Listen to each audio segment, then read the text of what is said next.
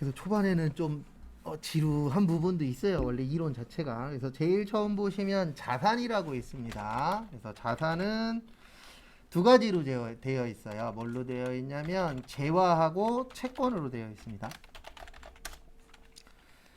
그래서 재화의 뜻은 뭐냐면 재산적 가치가 있는 유채물과 무채물을 재화라고 하고요. 그 다음에 채권은 아까 잠깐 설명드렸지만 뭐 할 거요? 받을 거. 그래서 그거를 채권이라고 표현합니다.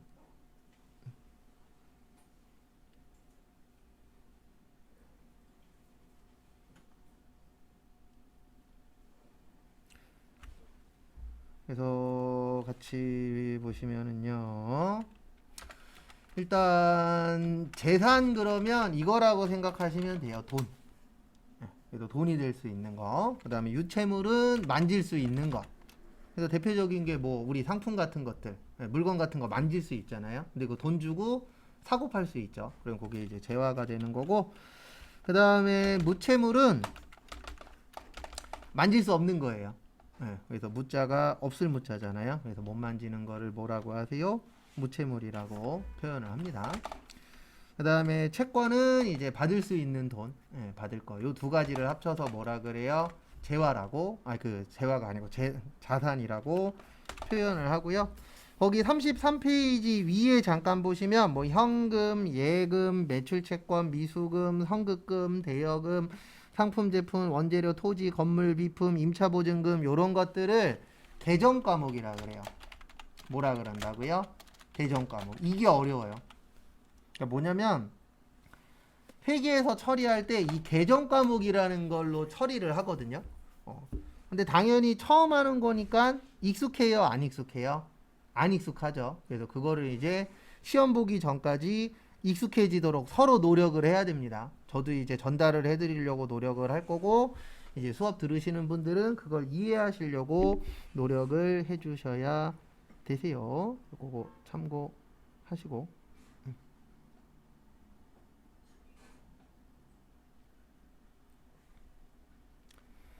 그다음에 다음 것도 보시면은요. 거기에 있는 건 하나하나씩 앞으로 볼 겁니다. 그다음에 34페이지 부채. 34페이지 부채.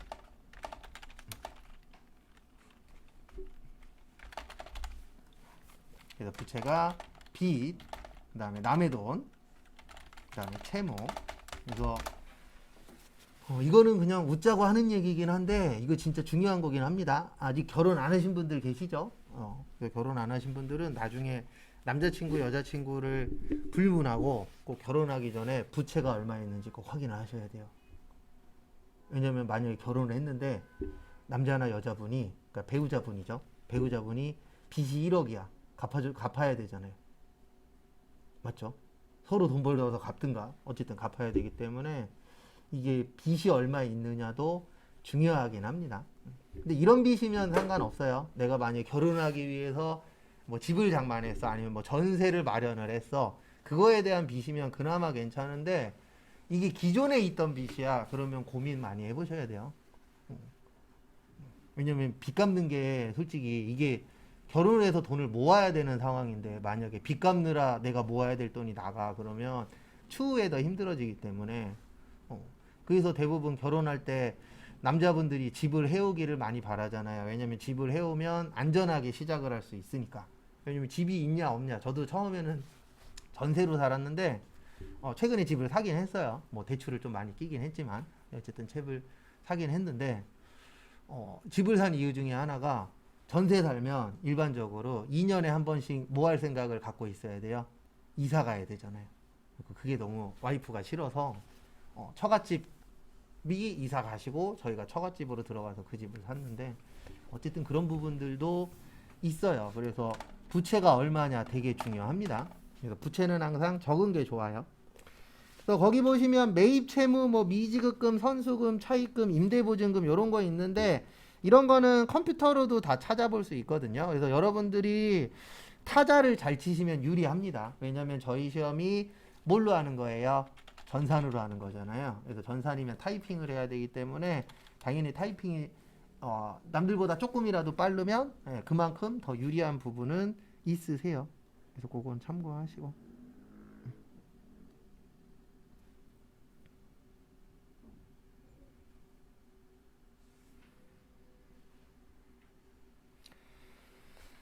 그 다음에 다음 거 보시면 자본.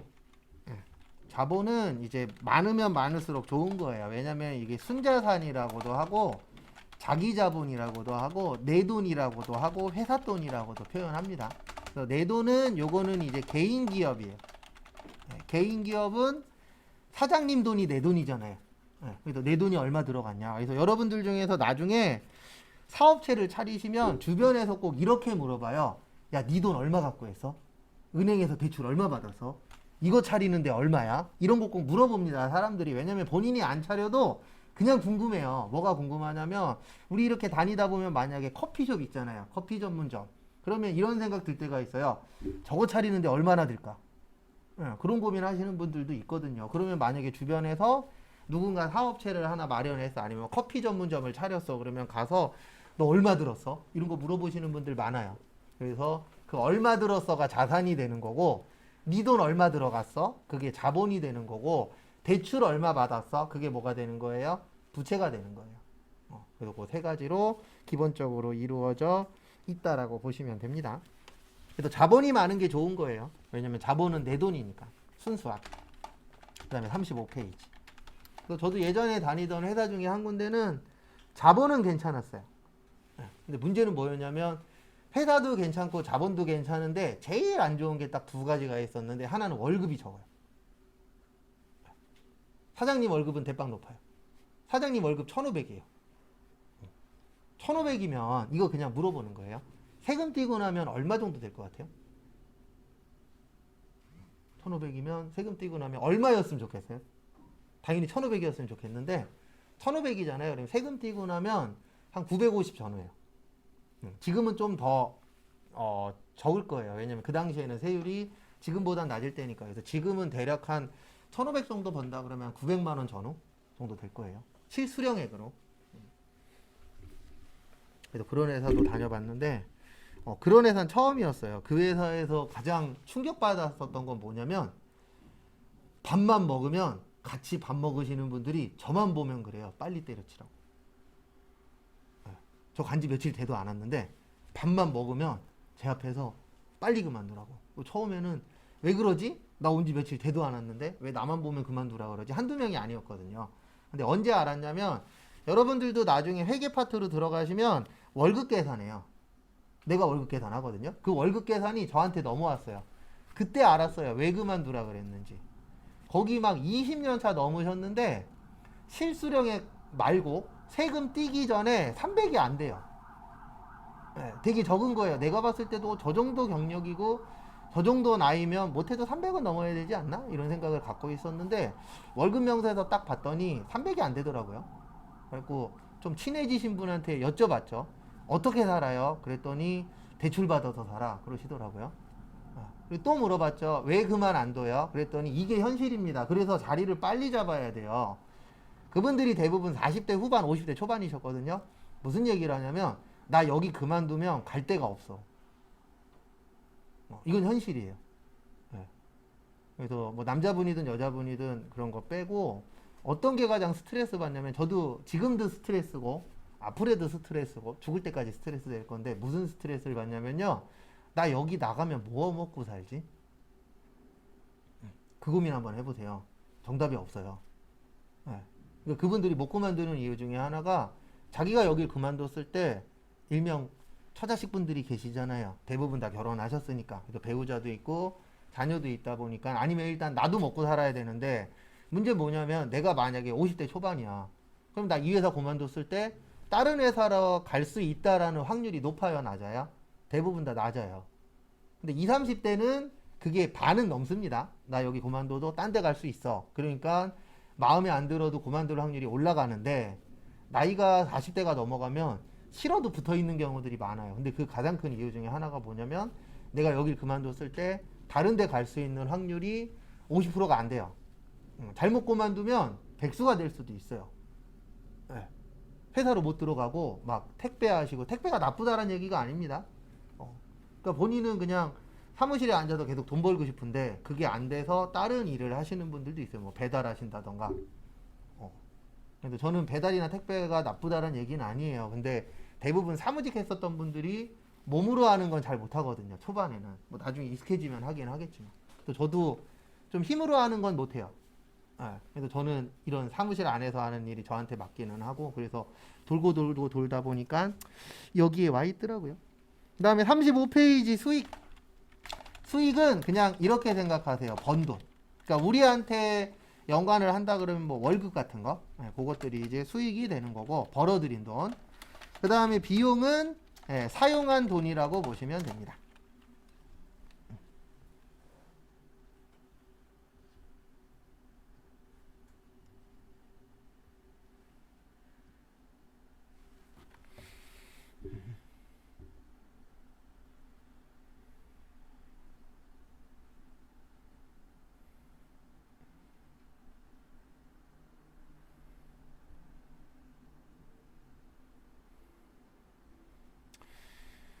그 다음에 이렇게 되어 있어요. 어떻게 되어 있냐면,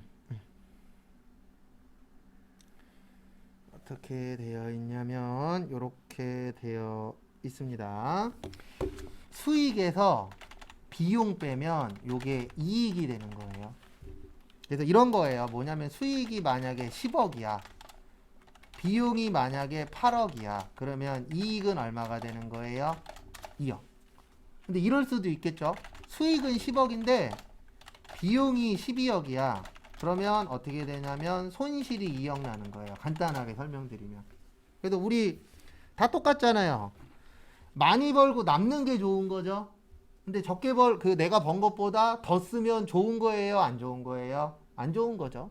그래서 그 회계에서도 그걸 보여주는 거예요. 이 회사 10억 벌었는데 8억 써서 2억 남았어. 그러면 운영 잘한 거야. 이렇게 되는 거고, 이 회사 10억 벌었는데 12억 썼다? 그러면은 손에 2억 났잖아요. 그러면 결론적으로는 경영을 잘한 거예요? 잘못한 거예요? 잘못한 게 되는 거죠. 왜냐하면 회사의 목표는 하나잖아요. 무슨 창출이요? 이익 창출. 그래서 이익이 얼마나 나느냐, 그게 중요한 겁니다. 그래서 저 그런 데도 다녀본 적이 있어요. 어떤 데도 다녀본 적이 있냐면 회사가 엄청나게 안 되는 회사도 다녀본 적이 있어요. 그래갖고 이 회사 얼마 안 있다가 망할 것 같아. 그래서 그만둔 적도 있었는데, 저 그만두고 3개월 후에 지나가는데 간판 없어졌더라고요. 망했어요. 그래서 아직도 우리 건강보험 있잖아요. 건강보험공단이나 국민연금관리공단에다가 거기에서 서류를 띄면 두 달치인가? 세 달치 미납된 게 뜨거든요. 그게 그 회사예요.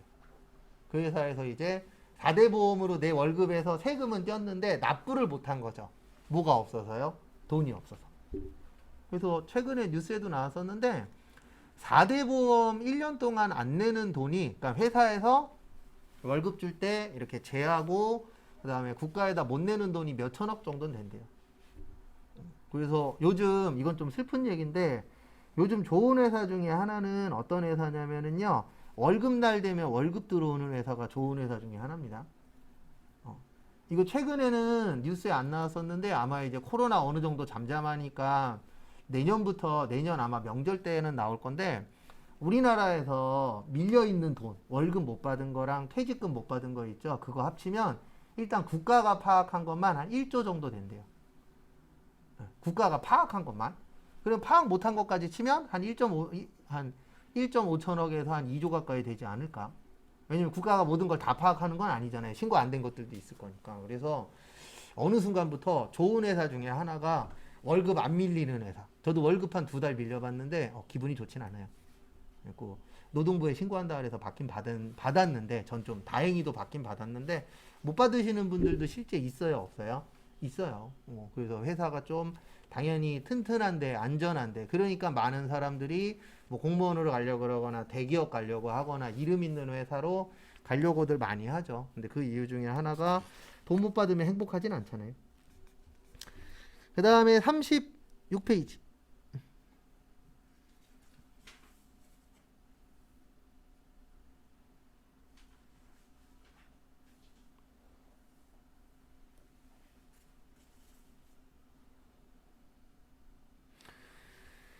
그래서 요것도 시험 문제 출제가 됩니다. 재무제표 종류. 그래서 제가 아까 그 외부냐 내부냐 그거 시험 문제 나온다 그랬고, 그 다음에 36페이지에 보시면 뭐라고 있으세요? 재무제표라고 있습니다. 그래서 요거는 일단 내일 쪽지 시험 볼 것 중에 하나예요. 내일 쪽지 시험을 한 3가지 정도 보는데 그 중에 하나가 요 재무제표입니다. 그래서 재무제표는 5가지가 있어요. 재무상태표, 손익계산서, 현금흐름표, 자본변동표, 주석 해서 총 5가지가 있습니다. 참고하시고. 그래서 첫 번째로 재무상태표는요.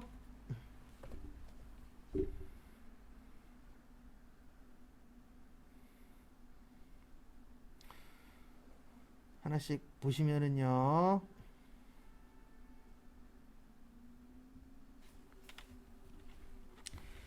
재무상태표는 일정 시점에 기업의 재무상태고요. 자산부채, 자본.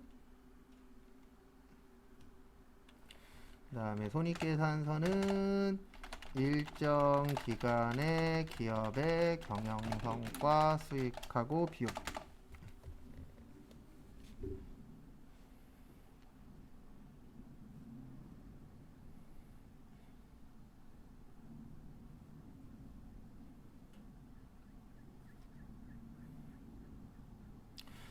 그래서 요거는 요 정의까지 외우셔야 돼요. 왜냐면 시험 문제에서 뭘로 장난치냐면 여기는 시점, 여기는 뭐죠?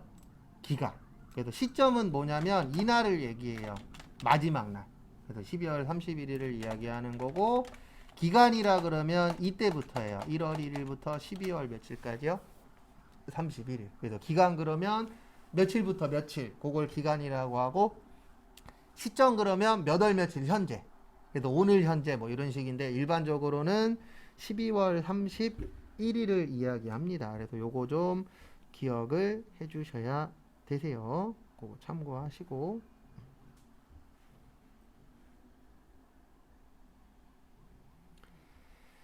그 다음에 교재는 넘어오세요. 나머지들은 뭐 지금 그렇게 중요한 건 아닙니다.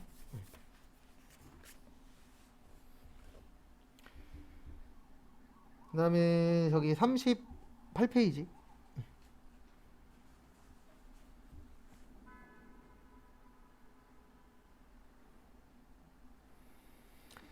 그래서 38페이지 보시면 거기 막 되게 어려운 말 많은데 저희가 알아야 되는 거는 거기 38페이지 밑에 보시면 역사적 원가라고 있어요. 38페이지 밑에 보시면 무슨 원가라고 있으세요? 역사적 원가. 그래서 역사적 원가가 다른 말로 취득 원가라고도 해요. 무슨 원가요? 취득 원가. 그래서 취득의 뜻이 뭐죠? 취득. 취득은 사는 겁니다. 그래서 우리가 얼마 주고 샀냐? 이거는 과거 거잖아요. 그러니까 내가 만약에 핸드폰이 있어. 이거 핸드폰 얼마 주고 샀어요? 그랬더니 100만 원 주고 샀대. 그게 역사적 원가가 되는 거예요. 역사는 현재예요, 과거예요? 과거예요. 그래서 내가 갖고 있는 핸드폰이 처음 샀을 때 얼마야? 이런 거 있어요, 없어요? 있죠. 네. 그래서 우리가 갖는 걸 취득이라고도 표현을 하잖아요. 그래서 처음에 갖고 있는 거를 무슨 원가라고도 하세요? 취득 원가라고도 표현합니다. 그래서 그 부분 참고해 주시고요. 그 다음에 나머지는 볼 거 없어요. 어려운 용어들이 좀 초반에 좀 많이 나옵니다. 그 다음에 40페이지. 40페이지에 좀 중요한 것들이 몇 가지 있습니다. 그리고 사이사이에 문제 풀다, 넘기다 보면은 문제들 있어요. 그거는 나중에 개인적으로 혼자 푸시면 되세요. 수업 시간에는 이 안에 있는 문제까지는 손은 안 댈 겁니다. 왜냐면 그렇게 되면 시간이 너무 오바가 많이 돼 버려서. 그래서 초반에는 문제는 손 안 댈 거예요. 거기 보시면 재무제표 작성과 표시의 일반 원칙이라고 있는데요. 거기 제일 처음에 보시면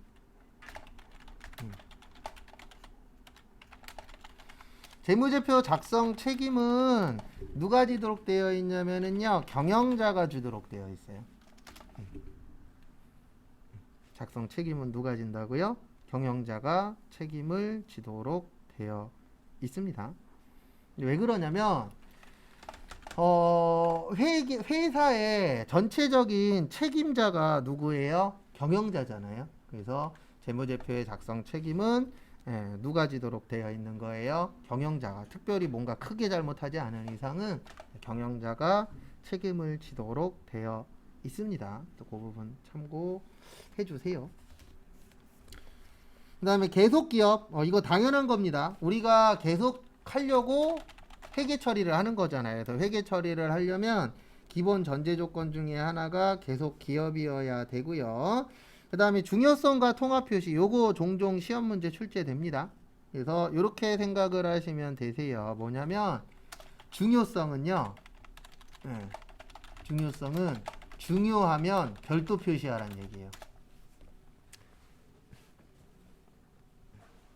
왜냐면 우리 중요한 것들은 별도로 표시를 해주면 확인하기가 어떻죠? 수월하죠. 그래서 중요한 거는 무슨 표시해라? 별도로 표시해줘라. 이렇게 되어 있고요. 그 다음에 두 번째로 보셔야 되는 게 통합 표시. 통합 표시는 뭐냐면 덜 중요하면 합쳐서 표시하라는 얘기예요.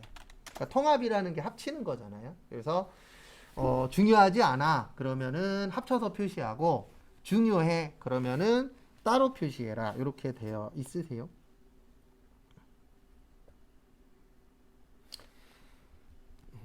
그리고 초반에 가장 중요한 거는 이제 내일부터 제가 쪽지 시험 본다 그랬잖아요. 초반에 제일 중요한 건 쪽지 시험 잘 기억하는 거예요. 최대한도로 시험 볼 때까지 그 쪽지 시험 본 거는 최대한 많이 기억을 해 주셔야 됩니다. 그렇다고 해서 뭐 시험 볼 때까지 쪽지 시험 본다 이건 아니에요. 한 쪽지 시험은 한 열흘 정도 보거든요. 대략 열흘 정도 보는데 열흘 동안에 A4 용지 2장을 외울 거예요. 10번 보는 동안에. 그래서 한 많은 날도 있는데 평균 5줄에서 한 10줄 사이 정도 그렇게 해서 쪽지 시험을 좀 볼 겁니다. 그 다음에 재무제표의 작성 기준이라고 있는데요. 요거는 나중에 이론 문제 풀면서 외우실 거예요. 지금은 아니고요. 조금 추후에 볼 겁니다.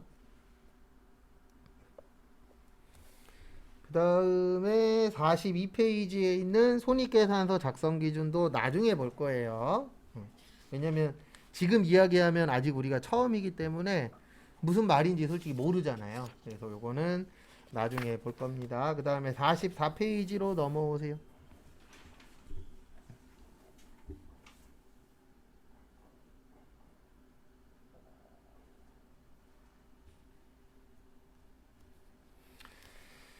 또 44페이지 보시면 회계 기록이라고 있는데요. 저기 거래라고 있습니다. 요게 중요해요. 그래서 우리 나중에 요거 제가 여러 번 설명드릴 건데 회계상의 거래라는 게 있어요. 그래서 회계상의 거래가 뭐냐면 회계상의 거래가 아닌 것에 계약, 그 다음에 약속, 주문, 보관, 그 다음에 채용, 담보 등은 거래가 아닌 걸로 봅니다. 회계에서는. 그래서 이게 무슨 뜻이냐면은 우리 계약하죠.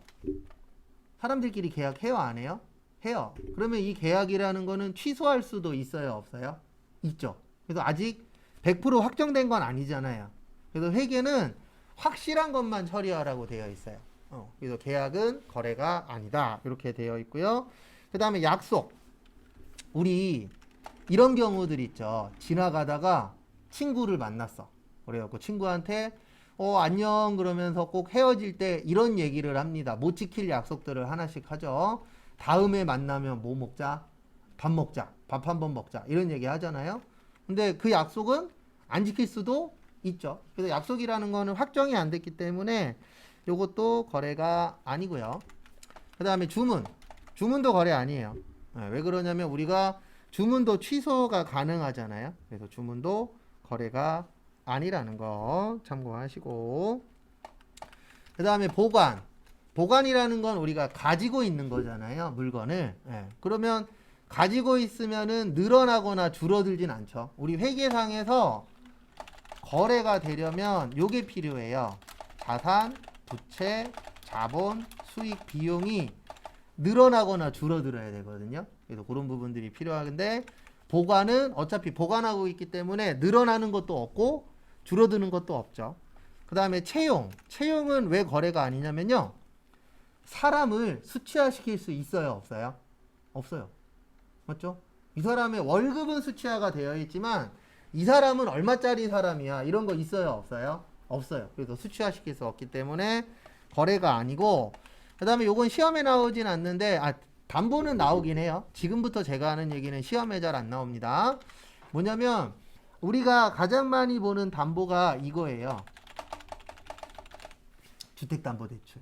그러니까 이게 뭐냐면 내가 이 집을 살 거야. 그러면 이거를 담보로 해서 이제 대출을 받는 건데 이 담보라는 건 뭐냐면 현재가 아니고 미래의 약속이에요. 무슨 약속하는 거냐면 내가 너한테 돈 빌렸으니까 은행한테 돈 빌렸으니까 돈 갚아야 되잖아요. 근데 이 돈을 만약에 못 갚으면 이 집을 팔아서 네가 가져가 라고 하는 걸 뭐라 그래요? 주택담보대출이라고 합니다. 그래서 은행이 가장 좋아하는 대출은 담보대출이에요. 왜 그러냐면 이 사람이 못 갚았어. 그러면 그거 팔아갖고 내 돈 회수하면 되잖아요. 그래서 요즘 돈이 어디로 몰린대요? 요즘 돈 갖고 있는 사람들이 대부분 은행에다 돈 넣어놓고 있어요. 왜 그러냐면 이자율이 요즘 계속 올라가잖아요. 그리고 오히려 머리 쓰면서 투자하는 것보다 은행에다가 돈 넣어놓는 게 이자율이 더 괜찮아. 시대 자체가, 지금 시대 자체가 그렇잖아요. 그래서 주택담보대출 같은 경우에는 내가 이 돈을 못 갚으면 요 집을 담보로 해서 뭐 해주겠다? 대출을 갚겠다. 그래서 담보라는 건 현재 거래가 아니에요. 이거는 미래 거래입니다. 그 다음에 거기 밑에 44페이지 밑에 보시면 시산표라고 있습니다. 그래서 제가 앞으로 공부하실 때 이 시산표라는 게 나오면 이렇게 얘기할 거예요. 저희 아직 안 배웠는데 좀 이따 배워요. 왼쪽을 뭐라 그러냐면 차변이라 그래요. 오늘만 왼쪽이라고 쓸 겁니다. 그 다음에 오른쪽을 뭐라 그러냐면 대변이라 그래요. 오른쪽을 뭐라 그런다고요? 대변. 그래서 오늘 이후로 제가 차변하고 그 왼쪽 오른쪽이라고 이야기 안 할 거예요. 지금부터 제가 차변입니다. 그러면 어느 쪽이요? 왼쪽. 그 다음에 대변입니다. 그러면 어느 쪽이요? 오른쪽. 이렇게 해서 이제 왼쪽 오른쪽을 회계에서는 차변하고 대변이라고 표현을 합니다. 그래서 그 부분 참고해 주시고요.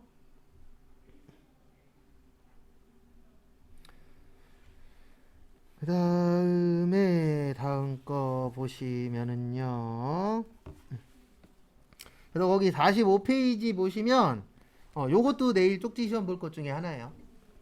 그래서 내일 쪽지 시험을 총 3가지 볼 건데 그 2가지가 아까 잠깐 나왔었던 요 재무제표 종류 있죠.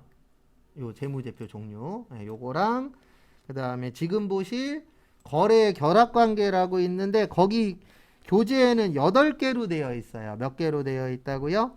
8개. 근데 저희는 10개로 기억을 할 겁니다. 그래서 앞에 잠시 봐주시면은요.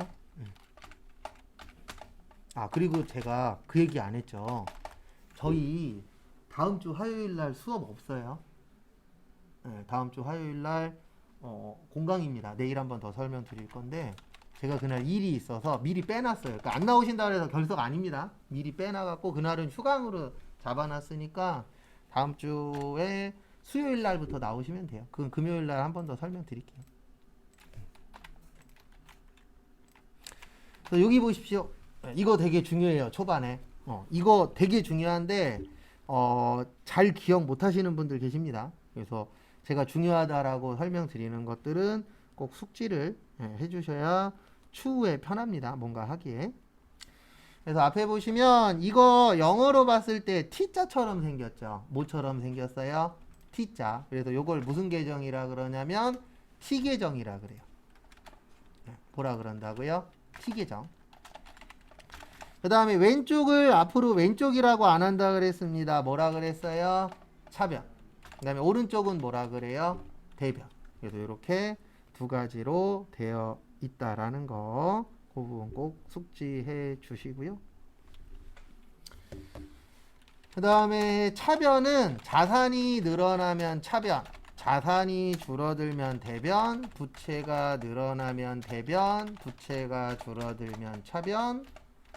그 다음에 자본이 늘어나면 대변, 자본이 줄어들면 차변. 그 다음에 수익이 늘어나면 대변, 수익이 줄어들면 차변, 비용이 늘어나면 차변, 비용이 줄어들면 대변. 요렇게 총 10가지로 되어 있어요. 그래서 요거 내일 외워갖고 오셔야 됩니다. 이따 외울 거 드릴 거예요. 2달 동안 외울 거. 거기 중에서 요거는 빠져 있어요. 티계정은. 왜냐면 이건 기본이거든요. 회계하는 사람이 차변, 대변 모르면 안 되고, 차변에 뭐가 오는지, 대변에 뭐가 오는지 이거 모르면 수업할 때 힘듭니다. 이거 10개가 다예요. 우리 이거 10개 때문에 공부하는 거거든요. 그래서 나중에 자산이 늘어났대. 그러면 어느 변에 쓰셔야 돼요? 자산 증가 어느 변에 있어요? 차변에. 그 다음에 부채가 늘어났대. 그러면 어느 변에 써야 돼요? 대변에. 그래서 이 차대변 꼭 구별하는 거 잘 기억하셔야 됩니다. 그다음에 나머지 필요 없고 46페이지.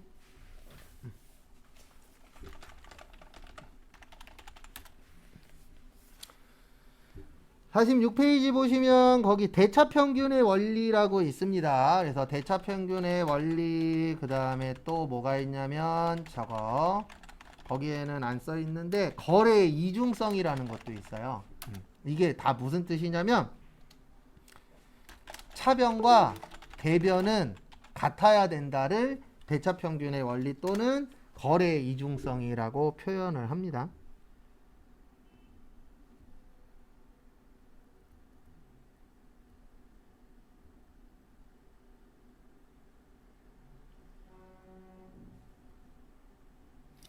그 부분 참고하시고요.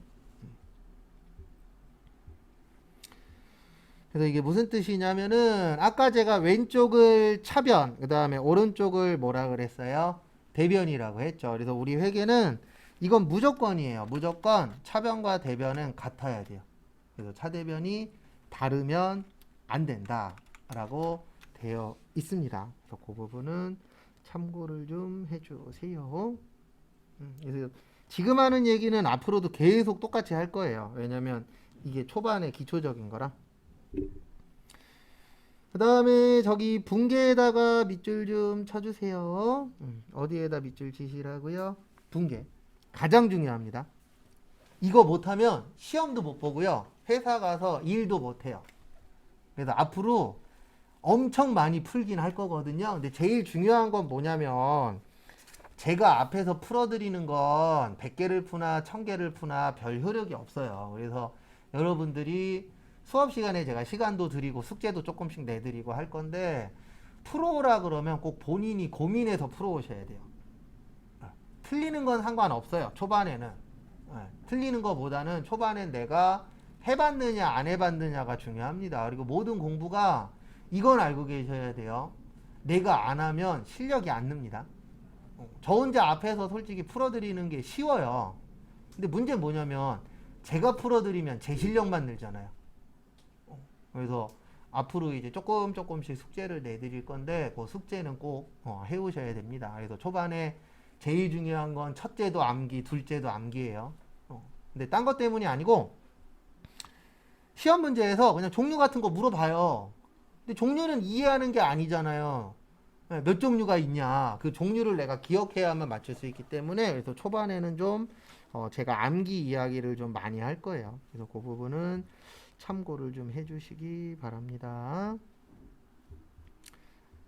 그 다음에 전기. 네, 전기는 요즘 잘 안 해요. 전기의 뜻이 뭐냐면 장부에 옮겨 적는 걸 전기라고 표현합니다. 근데 지금은 장부에 옮겨 적어요? 프로그램 사용해요? 프로그램 사용해요. 저 때는 이거 했었거든요. 저 때는 뭐 옛날 얘기긴 하지만 라떼 얘기긴 하지만 저 때는 저거 들고 다녔었어요. 주판. 계산기도 없었어요. 근데 우리는 지금은 계산기 써도 됩니다. 그래서 집에 계산기 있는 분들은 계산기 들고 다니세요. 나중에 계산기를 써먹어야 되는 날이 와요. 그래서 계산기 있는 분들은 계산기 가지고 다니시고요. 그 다음에 쓸데없는 거 넘기고 51페이지.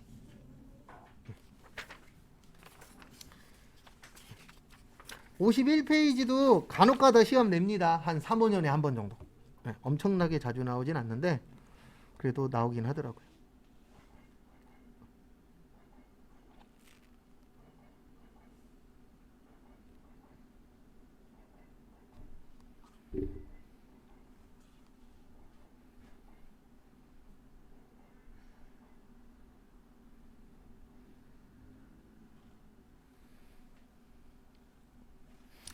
그래서 거기 보시면 제일 처음에 거래가 있어야 되고요.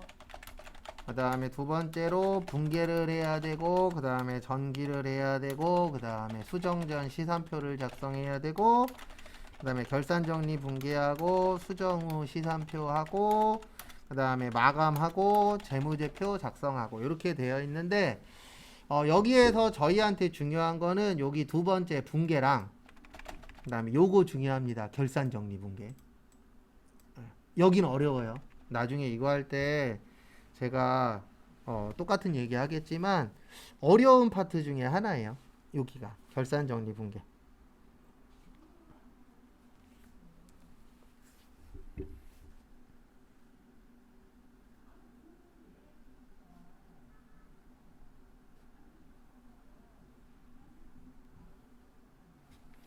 요거 참고하시고, 그래서 나중에 요거 결산이라는 걸 하는데 이게 좀 어려워요. 그리고 회사 가시면 나중에 한번 더 설명드릴 건데 결산이라는 거 꼭 배우십시오. 공부 결산 말고요. 공부 결산 말고 회사 가셔서 실무적인 결산할 줄 아시면 월급이 올라갑니다. 우리가 지금 공부 왜 하고 있어요? 뭐 벌려고요? 돈 벌려고 하고 있잖아요. 그래서 회사 가셔서 결산을 할 줄 아시면은 돈을 훨씬 더 많이 버실 수 있어요. 그래서 결산할 줄 알면은 괜찮습니다. 근데 쉽진 않아요. 그리고 항상 이건 알고 계셔야 됩니다. 돈 많이 주면 어려워요. 그만큼 책임감도 있어야 되고. 근데 기왕이면은 힘들더라도 뭐 꼭 돈이 전부는 아니긴 하지만 그래서 돈 기왕이면 많이 벌 수 있으면 많이 버는 것도 나쁘진 않잖아요. 그 다음에 59페이지. 지금부터 수업 시작이에요.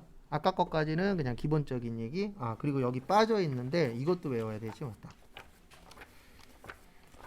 뭐 외워야 되냐면 이거는 다음 시간에 외울 거는 드릴 겁니다. 그래서 드릴 건데 뭐를 하나 또 외워 주셔야 되냐면은요. 이게 있어요. 뭐가 있냐면 신뢰성하고 목적 적합성이라는 게 있어요. 이따 드릴 겁니다. 다음 시간에. 그래서 프린트만 하면 되는데 요거 종류 외우셔야 돼요. 세 가지씩. 그래서 표현의 충실성, 그 다음에 검증 가능성, 중립성, 그 다음에 목적은 예측, 피드백, 적시. 이렇게 이제 종류가 세 가지씩 있어요. 왜 세 가지짜리를 꼭 외우셔야 되냐면 저희 시험은 사지선다형이에요. 그러면 사지선다형이니까 몇 개 있는 거 내기 편해요. 3개 있는 거. 그래서 이런 종류들 잘 물어보기 때문에 이런 건 좀 숙지를 해주셔야 됩니다. 근데 참고로 이런 거 회사에선 안 써요. 회사에서 뭐 신뢰성이 중요하냐, 목적 적합성이 중요하냐, 이거보단 그냥 많이 팔아서 얼마 남냐, 이게 키포인트지. 근데 일단 이론에서는 첫 번째로 신뢰성. 딴 건 몰라도 이 뜻은 아셔야 돼요. 신뢰의 뜻. 신뢰의 뜻이 뭐예요? 믿을 수 있느냐. 그래서 신뢰성은 이 정보를 내가 믿을 수 있는 정보냐, 믿음이 없는 정보냐, 요거 중요하잖아요. 왜냐하면 내가 어떤 정보를 들었어. 저도 요즘 종종 제가 뭘 잘못했는지 문자가 와요. 무슨 문자가 오냐면 사장님 내일 주식 뭐가 오를 겁니다. 사세요. 이런 게 와요. 근데 저는 그거 보자마자 꺼버려요. 왜냐면 주식할 돈도 없거냐. 주식할 돈이 있어도 그런 정보 믿음이 가요? 아니죠. 문자로 오는 거 솔직히 믿음 안 가잖아요. 왜냐면 나만 보냈겠어요? 이 사람 저 사람 다 보냈겠지. 그래서 별로 믿음이 안 가. 그러면은 신뢰성이 뭐 한 거예요? 떨어지는 거예요. 그래서 제일 어려운 것 중에 하나가 신뢰성 높이는 게 어렵긴 합니다. 그래서 첫 번째로 표현의 무슨 성이요? 충실성. 그래서 표현을 할 때에 충실하게 해야 된다. 이게 무슨 뜻이냐면은 오늘 만약에 누군가 저한테 질문을 했어요. 근데 그 질문에 대해서 오늘 A라고 대답을 했어. 근데 내일 또 와갖고 또 질문 또 했어. 그러면 그때도 제가 뭐라고 얘기해야 되죠? A라고 얘기하면 표현을 충실하게 한 거죠. 근데 이러면 믿음이 떨어지잖아요. 오늘은 A라 그랬는데 내일 똑같은 거 또 물어봤더니 내일은 B래. 그 다음날 또 물어봤더니 그 다음날은 또 C래. 그러면 이게 날마다 말이 바뀌잖아요. 그러면 믿음이 올라가요? 떨어져요? 떨어집니다. 그래서 표현을 할 때에는 충실하게 해라. 그 다음에 두 번째로 검증 가능성. 네. 그래서 검증을 할 수가 있어야 됩니다. 그래서 만약에 이 컴퓨터가 10만 원이래. 그럼 이거 가격이 10만 원대인지 검증이 가능해야 되겠죠. 그래서 인터넷 들어가서 내가 똑같은 모니터를 사려고 봤더니 10만 원이야. 그럼 검증이 된 거죠. 확인이 됐으니까. 근데 만약에 이거 10만 원이라 그랬는데 인터넷 들어갔더니 10,000원이야. 그럼 검증이 안 됐죠. 그럼 검증이 안 됐으니까 이 사람에 대한 믿음은 올라가요? 떨어져요? 떨어질 수밖에 없습니다. 그 다음에 중립성. 어느 한쪽에 치우쳐지면 안 돼요. 그래서 제가 앞으로 이 얘기 많이 할 겁니다. 우리는 이분 입장에서 일하는 거예요. 누구 입장이요? 회사 입장. 그래서 누구 입장에서 일을 하느냐도 중요합니다. 그래서 우리가 격리직으로 들어가시면은 회사 입장에서 일을 해주셔야 돼요. 그건 참고하시고. 그 다음에 목적적 합성. 목적적 합성은 목적에 맞게 쓰는 겁니다. 그래서 우리가 회계 정보를 가지고 어떤 목적을 갖고 있잖아요. 그 목적에 맞게 활용을 해야 되는데 예측 가치. 이 예측이라는 건 이거와 관련된 거예요. 미래. 그래서 우리가 미래를 예측하잖아요. 그러니까 만약에 내가 어떤 주식을 사고 싶어. 아니면 코인을 사고 싶어. 그러면 대부분 주식이나 코인 살 때 이런 예측을 합니다. 이거 가격이 오를 거야. 그러니까 내가 지금 이거를 사면은 대박 날 거야. 아니면 내가 커피 전문점을 차렸어. 근데 커피 전문점을 차릴 때 이런 생각을 하죠. 아, 내가 이 데이터를 가지고 이 동네에 커피 전문점이 잘 될 거야 라는 뭔가가 있으니까 차리는 거잖아요. 이런 사람은 없잖아요. 나 커피 전문점 차려서 망할 거야. 그런 사람 있어요? 없어요? 없어요. 망할 거면 뭐하러 해요? 그냥 그 돈 들고 가만히 있는 게 돈 버는 거지. 그래서 목적에 맞게 쓰려면은 그 회계 정보가 미래의 예측 가치를 줘야 돼요. 그 다음에 피드백 가치. 요거는 수정하는 거예요. 그래서 제가 간혹 가다가 한 1년에 한두 명 정도 피드백 해드리는 분들이 있어요. 공부 관련돼서. 근데 왜 피드백을 해드리냐면 이제 공부를 잘못하시는 분들이 계세요. 앞에 잠깐 보세요. 우리 지금 학교 공부하고 있어요? 자격증 공부하고 있어요? 당연히 자격증 공부하고 있죠. 자격증 공부는요. 앞에서 떠드는 사람이 중요하다라고 하는 거 잘 기억하시면 합격해요. 왜냐면 지금 이렇게 오셔서 수업 듣는 이유 중에 하나가 혼자 하기가 불편해서. 맞죠? 왜냐면 책 보면 졸려. 무슨 말인지도 모르겠어. 근데 앞에서 설명 좀 해주면 그래도 조금씩 귀가 열리잖아요. 그 다음에 학교 공부는 100점 만점 맞아야 1등입니다. 근데 우리는 70점만 넘기면 잘한 게 되는 거잖아요. 왜냐하면 우리의 목표는 일단 자격증을 뭐 하는 거니까요. 취득하는 거니까. 근데 간혹 가다가 이거 공부하시는 분들이 있어요. 그러니까 공부는 진짜 열심히 해. 근데 나중에 결과값을 봤더니 결과값이 이상해. 그러니까 공부는 진짜 열심히 하는 게 눈에 보여요. 근데 시험만 보면 점수가 안 나와. 이런 분들이 있어요. 그런 분들의 특징 중에 하나가 대부분 이거 공부하고 있어요. 학교 공부. 그러니까 학교 공부는 다 잘해야 되잖아요. 근데 자격증 공부는 그 커트라인만 넘긴다는 생각으로 준비를 하셔야 되거든요. 그래도 그런 분들은 제가 간혹 가다가 피드백을 해드립니다. 그래서 어떻게 피드백하냐면 공부 그렇게 하지 마시라고. 하라고 하는 거 일단 끝내놓고 그 다음에 본인이 생각하는 거 하라고. 근데 공부 잘못하시는 분들이 다 잘하려고 해요. 다 잘할 수가 없어요. 구조상. 왜 그러냐면 저희가 일단 지금 준비하는 게 전산회계 1급하고 전산세무 몇 급이에요? 2급이죠. 전산회계 1급 따려면 아무리 못해도 대학교로 치면 한 학년은 배워야 돼요. 아무리 못해도. 이건 학교마다 약간씩 과목마다 차이는 있는데 전산회계 1급 딸 만큼의 진도를 나가려면 1년은 다녀야 돼요. 그 다음에 전산세무 2급을 따려면은 한 2년 이상은 학교를 다니셔야 내가 시험을 볼 수 있는 범위까지 나갑니다. 근데 그거를 우리는 몇 달 만에 해야 돼요? 2달 만에 해야 돼요. 왜냐면 시험이 몇 달에 한 번씩 있으니까 2달에 한 번씩. 그래서 저희가 해야 될 것 중에 하나는 제가 하라고 하는 것만 잘 하시면 돼요. 그리고 하다 보면 이해 안 되는 파트도 있고 이상한 파트도 있을 거예요. 그런 거 있으시면 편하게 물어보시고.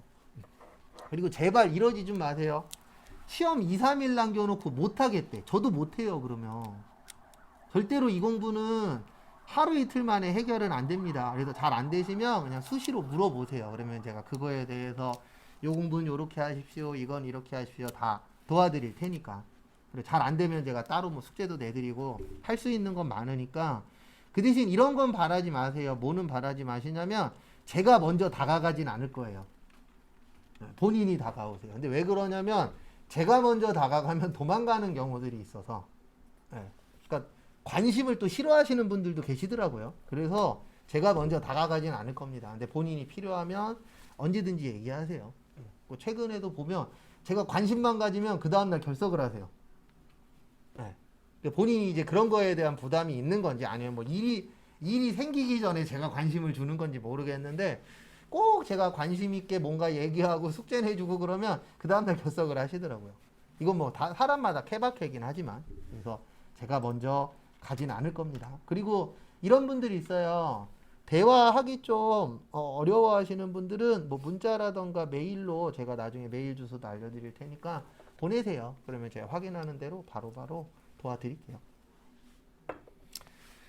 그래서 요거 피드백은 고치는 거예요. 그 다음에 적시성은 타이밍이라고 보면 됩니다. 우리가 어떤 정보를 가지고 뭔가를 할 때 타이밍이 맞아야 되잖아요. 내가 만약에 지금 아까 잠깐 이야기한 것처럼 문자로 어느 주식 괜찮다라고 왔어. 그럼 왔을 때 사야 되잖아요. 만약에 산다라고 하면. 근데 이거를 문자만 보고 한 달 후에 샀어. 그러면 타이밍이 어긋날 수도 있어요, 없어요? 있죠. 그래서 대부분 신뢰성은요, 과거랑 관련이 많아요.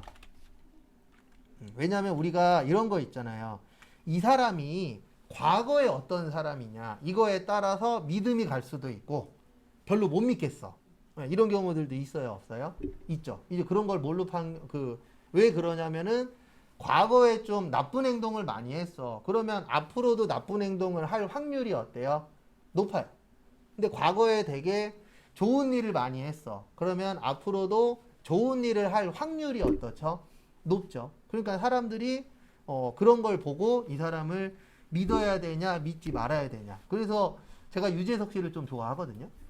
유재석 씨 올해 초에 문제가 한번 터지긴 했죠. 현재 그 대통령 분이 나온 프로 때문에 같이 나온 적이 있었잖아요. 그때 유재석 씨 욕을 잠깐 먹긴 했어요. 근데 금방 해결이 됐어요. 왜 그러냐면 유재석이라는 사람은 대부분 많은 대중들이 뭐하죠? 믿잖아요. 신뢰성이 높으니까. 왜냐면 과거부터 잘 해왔다라고 보니까.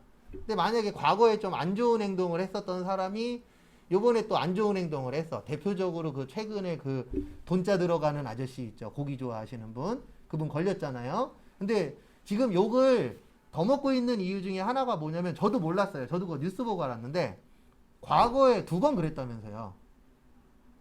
2번 그래도 걸렸었대요. 근데 요번이 몇 번째예요?